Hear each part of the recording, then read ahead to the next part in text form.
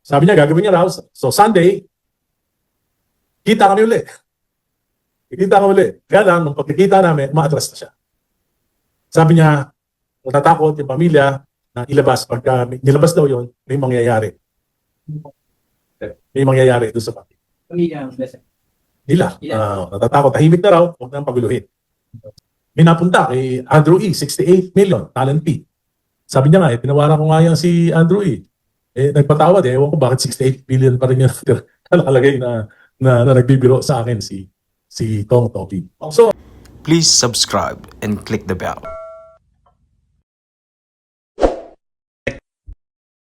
The gentleman from Caloocan, yung tawag, di ba? The Honorable Congressman Egay. Okay. good morning po. Yung bansa po natin ngayon talagang nasa crossroad at nasa crisis. Kita naman po natin because of the corruption issue, the flood control issue. Nung 2025, ang GDP po natin ay 4.4%, which is way below the target of 5.7%. Yung third quarter po is about 3.9% at yung fourth quarter 3%. Ito po lahat ay dala ng pinakamalaking korupsyon na naganap sa kasaysayan ng ating bansa. The greatest heist in the history of national budget and infrastructure sa ating bansa. For the first 3 years of the Marcos administration, 2023, 2024, and 2025, 1.45 trillion po yung insertions, diversions, at amendments na karamihan po ay napunta sa mga ghost flood control projects, sa mga substandard projects, sa mga proyekto na talaga namang pinagkakitaan lang. For example, yung PASI, makikita nyo maliwanag sa mga highway, yung railing sa mga highway, pati na po yung mga solar lamps na nakikita nyo sa mga highway. Ito po ay sa dahilan ng 2023, mga 300 million po sa national budget ay pinalitan. 300 billion pinalitan. Yung mga matitinong mga proyekto na pinag-aralan ng mga ahensya ay napunta po sa mga anomalyang proyekto. Noong 2024 po, 500 billion yung nawala sa President's budget. Yung mga matitinong proyekto tulad ng ating mga foreign assisted projects, tulad ng Metro Subway, tulad ng PNR Elevated Railway, lahat po ng budget cover dyan ay tinanggal, inilipat sa unprogrammed appropriations at pinalitan ng mga maanumalyang proyekto.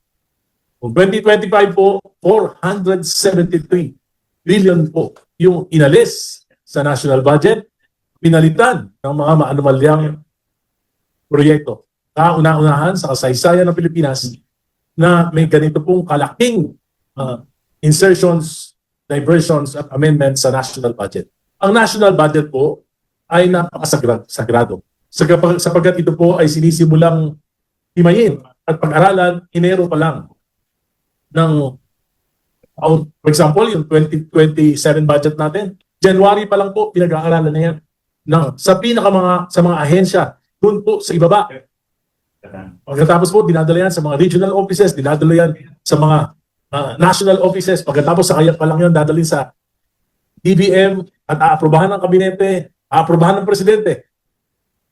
Pagkatapos pong pag-aralan, dadalhin sa Kongreso. Pagdating sa Kongreso, ano nangyari? 2023, pinalitan lahat. 2024, pinalitan lahat ng mga importanteng proyekto. 2025, pinalitan lahat yung mga importanteng proyekto ang ipinalit.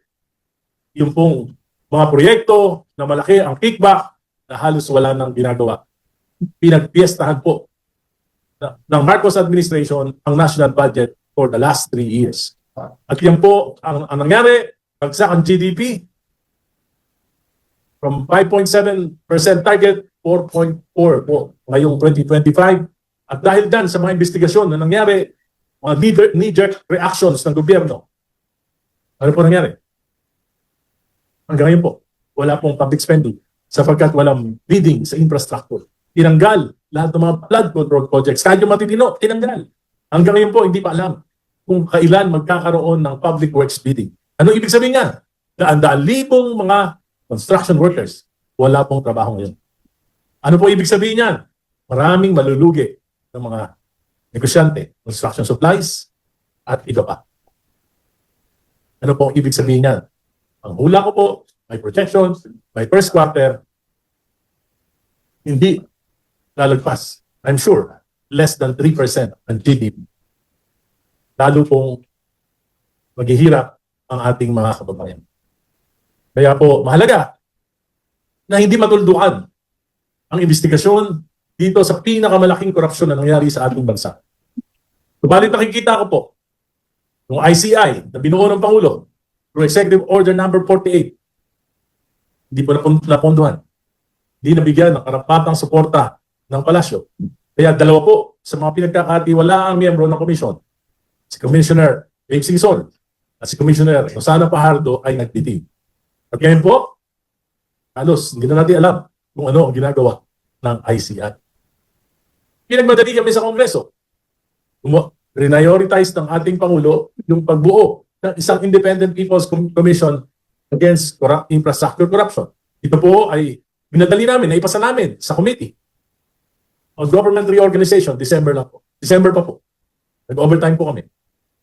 Pero ngayon po, hindi na namin alam. Pebrero na, nakabimbing pa rin. Hindi na gumagalaw sa Kongreso. Ang Blue Ribbon Committee ni Senator Lacson. Hindi mo malaman kung ano direksyon. Ginagalang ko po si Senator Lacson, pero nakita ko po ngayon, parang walang direksyon yung kanyang pag-iimbestiga. Siya mismo, pinangalanan niya si Executive Secretary Lucas Bersamin at ang pamangkin nito, si Yusek Adrian Bersamin na tumanggap ng 8 bilyon mula kay Engineer Bernardo. Pero hindi niya po inimbestigahan, hindi niya pinatawag at ngayon lamang nabasa ko na wala siyang balak ipatawag ang mga Bersamin. Bakit po? Bakit pagka mga kontraktor pinapakulong? Bakit pagka yung mga maliliit na engineers pinapakulong? Nakakasuhan ng mabilis. Pero bakit pag lumalapit na sa doorstep ng Malacanang? Bakit pagka mga kabinete na humihinto, umiiwas na sa investigasyon? Kaya po, napakalungkot kung yung pong 1.45 trillion na ito ay hindi may papaliwanag. Command responsibility ng Pangulo ito. 2023, 300 billion. Pinalitan ng Kongreso. Pinirmahan niya, hindi siya kumibo. Binete niya, DBM, hindi kumibo. Napalusutan siya. Pero 2024, 500 billion. Pinalitan, sinalaula, hindi siya kumibo. Kabinete niya, DBM, hindi kumibo. 2025, 473 billion. Sinalaula ng Kongreso, ng 19th Congress. Hindi siya kumibo. Pinirmahan niya pa rin. Maliban sa 26 billion na kanyang binito. Pero 473 billion po, yun natira ng mga insertions, diversion. Nagtataka po ako, dati-rati, panimbanggit, sa mga pangalan. Saldico, nagresign, tumakbo. Sino po ba si Saldico? Chairman ng Committee on Appropriations. Sino ba ang araw-araw niyang kasama? Sino ba ang kasama niya nagpaplano? Speaker Martin Romualdez. At lahat ng 3 taon na ito, sino ba ang katuwa ng Kongreso, ng Kamara, yung ba ang Senado? O, pinabanggit lagi si Senate President Chis Escudero. Pero ngayon po, kahimik na rin. So ano ibig sabihin nito? Gusto siguro makalimutan ng bayan ang pinakamalaking kasaysayan ng pagnanakaw sa kaba ng bayan. Kung tatahimik tayo, kung makakalimutan ito, siguro after 2 years, nanakawan tayo ulit. Alam niyo po, yung Cabral Files na sinasabi dahil sa public talk, meron naman pong kopya ang ombudsman, ginawa nila. So, alam niyo po, yung simple lang yan, napakasimple. Kung gusto imbestigahan ng gobyerno, 2023, 2024, 2025 national budget, ikumpara lang nila yung National Expenditure Program na sinabit ng DBM sa Kamara. Tapos ikumpara doon sa GAA, makikita nyo na po yung mga insertions, diversions, at mga amendments. Pagkatapos po, lahat ng mga proyekto. Alamin nyo na kung sino yung mga naging contractor. Alam nyo na. Sino yung mga naging contractor. Yung mga contractors. Tapos tingnan nyo lang yung mga proyekto. Malalaman nyo na kung sino, ano yung ginawa at ano yung ghost at ano yung standards. Napakadaling imbestigahan niya kung gusto mong imbestigahan. Ayaw nilang malaman ng katotohanan. Kasi kung gusto nilang malaman ng katotohanan, magiging masusi yung investigasyon. Lagi ko sinasabi, gaya na sinabi ko kanina, 23, 24, 25 budget, sila laula, hindi siya umibo. So it's either complicity or a question of competency. Yung 5 congressman, inimbita yung Congressman Lebiste. Pinakita sa amin yung files na naglalaman ng text messages between the President and Yusek Bersamin. Nandun po, alagay doon, 7 billion. Nag-report siya kay Presidente na tanggap na lahat ng 7 billion at March 24 po yun, 2025. At susunod niya yung kwenta kung saan napunta yun. At may mga napunta doon sa mga kandidato na alyansa, 11. 12 po yung kandidato na alyansa, 11 yung nabigyan. Lahat po nabigyan. So including Senator Lacson. Di ba? Senator Lacson and Senate President Tito Soto nabigyan. Alam po na hindi naman nila alam kung saan galing yun. Kaya walang problema doon. Natural lang naman na yung mga national candidates sinutulungan ng kanilang mga partido. Di ba? So, may napunta kay Andrew E. 68 million talent fee. At yan ay dumaan lahat kay Congressman Toby Chanco. Ang ginawa ko, pinunta ko si Kong Toby. Dahil kaibigan ko naman niya. Tinanong ko siya, totoo ba yan? Sabi niya, totoo. Sabi niya nga, tinawaran ko nga yan si Andrew E. Nagpatawad ewan ko bakit 68 billion pa rin yung nakalagay na nagbibiro sa akin si Kong Toby. So, ibig sabihin, ito pa lamang ay worth investigating na. Dahil may facts eh. Di ba? May facts. These are facts. Pangatlo, yung pinakita sa akin ng mga text messages, mayroong ibang issue, not just the campaign, pero may mga national issues na pinapatrabaho si Presidente kay Yusek Bersamin. So, kung hindi totoo to, di patawag. Kung totoo o hindi to, malalaman natin kung papatawag na Senado si Yusek Bersamin, si E.S. Bersamin. Di ba? Patawag lang para magkaalaman. By the way, nireveal yan ni Congressman Tino February 9. Ano date na yun? February 16. Narinig niyo ba na nag-deny si Yusek Bersamin? Narinig niyo ba na nag-deny si E.S. Bersamin? Hindi sila nag-deny. Si Leandro Libis, diba, nag-deny na inausap niya kaming 5 congressman. In 4 occasions, nagharap-harap kami. At pinakita niya together with 4 other congressmen. So, it's worth investigating. But it seems that Senator Lacson is committed or had committed not to investigate the Bersamins. And a cover-up will require a series of cover-ups. Kaya hindi po matatapos ito. At kung hindi na natapos dito, sino tatamaan? Yung ekonomiya. Tatamaan ang ekonomiya, sino tatamaan? Yung pinakamahihirap nating mga kababayan. Sir, identify yourself. Ethan Rob Juice Tabloid and 96.7 News FM. Kung nararapat ba bang manatili itong mga senado sa Congress? Wala namang ginagawa eh. May usap-usapan, tanggalin na lang. Baka katipid pa yata Pilipinas dyan. Hindi naman po. Yung institusyon ay dapat natin galang sapagkat yan ay bahagi ng ating saligang batas. Naniniwala po ako na wala akong sinasabi na hindi totoo. At kung meron lang po yung makakapagpatunay na may hindi totoo akong sinabi, ako po ay hihingi ng public apology. Pero sa ngayon po, ang lahat po ng sinasabi ko sa totoo lang. Na-compromise na po ang Blue Ribbon Committee ni Senator Lacson. Kasi po, bukod dun sa kanilang political struggles for the leadership of the Senate, sa tingin ko po, meron silang ayaw na matumbok na katotohanan. I will be fair. Yung impeachment process ni President Marcos, I voted yes to the sufficiency and form. I voted no to the sufficiency and substance dun sa unang complaint ni Attorney De Jesus. Pero dun po sa complaint ng Makabayan Black, I voted yes. Bakit? Sapagkat sa palagay ko po, may sufficiency in substance. Dahil yung pong requirements ng sufficiency in substance, yung parameters, maliwanag po sa impeachment rules ng House of Representatives. Dalawa lang. Una, kailangan may recital of facts. Na-recite yan dun sa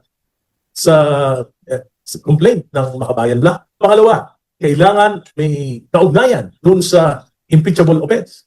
yan po ay napatunayan din ng Makabayan Black. Pero, siyempre, majority rules. Talo po kami, pero sa tingin ko, dahil binayolate yung rules, pwede rin pong makialam ang Korte Suprema sapagkat ito po ay tantamount to great abuse of discretion. Pagdating naman po sa complaint ni Vice President Sara, binasa ko po, sufficient informed, sufficient in substance. Kaya kung boboto ko, may sufficient informed, sufficient in substance. Ngayon, hindi ibig sabihin nun, may kasalanan na. Yan po ay makikita lang natin sa presentation of evidence. Pero doon sa kay Pangulong Marcos, hindi na hinayaan makapag-present ng evidence. Sana po, yung kay Vista Files, pwedeng na i-present doon. Pero pinigilan na yung presentation. Dito, titingnan ko po, yung i-present, makikita ko na may kasalanan, bumoto ako for impeachment. Pero kung wala, bumoto naman ako against impeachment. Kailangan talaga, especially now, na meron tayong supermajority. At paano naman hindi magkakaroon ng supermajority, bilyon-bilyon ng alokasyon ng bawat congressman? Eh, bakit ka naman kukontra? Eh kung hindi mawalan ka ng bilyon. At alam nyo, sinasabi ko nga, supermajority are allies of the president. So, I do believe na may sasampa ang impeachment complaint sa Senado kay VP Sara. Dahil ang kailangan lang po ay 1/3. I don't think that they will get more than 200, pero I think they will get the 1/3. So I think there will be a Senate trial. Pero palagay ko po, ang gagawin nila, magtatagal yung hearing sa Kongreso upang sa ganon, meron ng trial si Vice President at kung magtatagumpay sila na i-pin down si Vice President dito sa Kamara, iaakyat po sa kailangan nila ng public support. So they will try to pin down. So it really depends on whether the Vice President is guilty or not. Kung hindi naman totoo, kahit na ano pang gawing paninira, hindi kakagat. Pero kung totoo, siyempre, lalabas ang katotohanan. Kong Elise, magandang umaga po. Sa gitna po ng mga kontrobersya na nangyayari ngayon, nakikita naman po natin na walang pinatutuhan yung mga aksyon, yung mga ginagawa ng Pangulo. Nabanggit na nga kanina, ang nire-resolve ni Pangulo, hindi yung problema ng korupsyon. Kundi sa totoo, sa opinion ko, ang nire-resolve niya yung problema niya kasi alam niya na napakalaki ng mga ebidensya na nagtuturo na may kinalaman siya. Sinasabi yan, ang dami na nagsabi niya. Iba-ibang issue nakita natin. Pero nakita ko natin, Kong, na ang mga tao ngayon, ang mga nasa gobyerno ngayon, kitang-kita natin na talagang kumakampi. So, kung titingnan natin ang dalaw ng oposisyon, kasama po kayo sa isa sa mga dinigilalang leader, sila Governor Simpson, kayo. Hindi po ako sa grupo na yun. Hindi po ako sa grupo na yun. Ano po ako, dilawan. Yes, Paul. In general term, the opposition, kasama na po yung dalawang Ako po opposition sa unity. Apo. Kasi pangako po nila unity. Ang ginawa po nila, uni-away, anlinakaw. Kaya po, ang tanong ko po ito, nakikita mo natin na sa laki ng mga involved na halaga sa mga nakawang nangyari. Sabihin na natin, dahil sa pananalita, nakawang, korupsyon, palander, pandarambong. Maraming pera ang umiikot ang piniikot, hindi lang sa merkado, kundi piniikot para sa aking isip, sa pananaw ko, maraming nabibili ng mga nasa gobyerno ngayon. Kaya tahimik Walang lumalantad talaga, lumalaban. Ngayon, ito po tanong ko sa inyo. Sa nakikita po natin na parang wala na tayong pag-asa talaga. Ano po ba ang nasa isip ninyo na hakbang na medyo bold na hakbang na talagang para mas-resolve itong problema na ito? Kasi kung dadaanin mo sa paupo o ano, wala makitang solusyon Siyempre dapat mag-isip po tayo ng mas mapanipaniwala na paraan para ma-resolve. Careful, napaka-invite ka sa rebellion. Alam niyo po, sa experience ko, wala namang hindi natatapos ang problema. 20 plus years, si Pangulong Marcos Sr., natapos din. Pero ang problema po, baka bago matapos yung problema, tapos na rin mo tayo. Hindi naman po. Hindi naman po siguro. Huwag tayong mawala ng pag-asa. Ang importante, kung ano yung tingin natin na role natin bilang isang mamamayang Pilipino. Whether you are a public official, whether you are in the media, whether you are an ordinary citizen. Talagay ko dapat meron tayong discernment kung ano yung dapat natin gawin. Basta po ako, ang pangako ko lang, sabi ko nga, I've been in the service for the last 50 years. Hindi ko naman sinasabing malinis ako. Dumaan po ako sa isang proseso. Survivor po ako. Talagay ko, hindi rin ako nakapag-kompromiso, baka hindi na ako, wala na rin ako dito ngayon. So, ang gagawin ko na lang po, itong mga huling panahon ng paglilingkod ko, talagang tatalasan ko yung aking sense of discernment upang magawa na mabuti para sa ating bayan. Pero di ako mawawala ng pag-asa. Wala namang madali sa buhay. Lahat naman mahirap. So, paghirapan natin. Sabi niya, may makukulong. Wala naman Tsaka nakukulong. yung bigas. So, iba yung narrative, pag gustong pababain yung galit ng mga mamamayan. Pero ang dapat na gawin, bigyan ng solusyon yung problema para natural na bumaba yung galit. Sir, doon po sa binanggit niyo na may umano'y text message na palitan sa pagitan ni Presidente at nung mas nakababatang Bersamin. Handa po ba kayong ilahad kung ano specifically Well, yung ganito yun. ito? Can you show us the text Hindi, message? bibigyan ko na lang kayo ng ano. Yung totoong nangyari. Thursday, I think that's February, ano ba yung ano, yung February 9, 8, 7, 5, February 5. Tinawagan ako ni Congressman Libiste kung pwede raw ako makamit sa Makati. So nagpunta ako doon sa sinabi niyang lugar, yan sa Blackbird, sa Makati. Tapos kaming dalawa lang, pinakita niya sa akin yung files. Sabi niya sa akin, baka makatulong sa inyo para hindi makapasa sa sufficiency in substance yung impeachment against the President. At may tiwala ako sa iyo na bilang hindi ka Duterte, hindi ka Marcos, ikaw yung sabi ko, sige, ganitong gawin natin, bibigyan mo ako ng sabi niya. Pero sabi niya, mayroon pa raw meeting tomorrow with other congressman, i-present na rin. So, tinawagan din ako ni Congressman Tino. So, nagkita naman kami dyan sa Mayor Ortigas together with Congressman Tino, ako, and together with Congressman Libiste and 2 other congressmen. So, present na ulit. Nakita ko ulit. So, tapos, sabi niya sa akin, kung pwede, magsama ako ng ibang Liberal Party members. So, ginawa ko, tinawagan ko, kinabukasan, nagkita na naman kami. Doon naman, sa Rockwell. Present na ulit. So, 3 beses na na-present sa amin.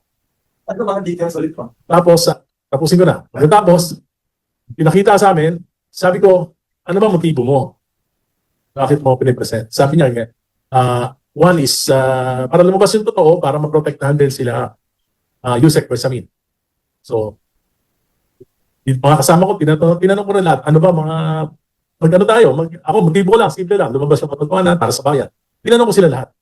So, after that, sabi ko, ang gusto kong mangyari, patunayan mo sa akin na nagpunta sa iyo sa bahay mo sa Taal si Yusek Bersamin at yung kanyang mga abogado para gumawa ng affidavit. Sabi niya, meron siya CCTV. So, present niya. Yung CCTV ni Yusek Bersamin ng mga abogado, kasama siya.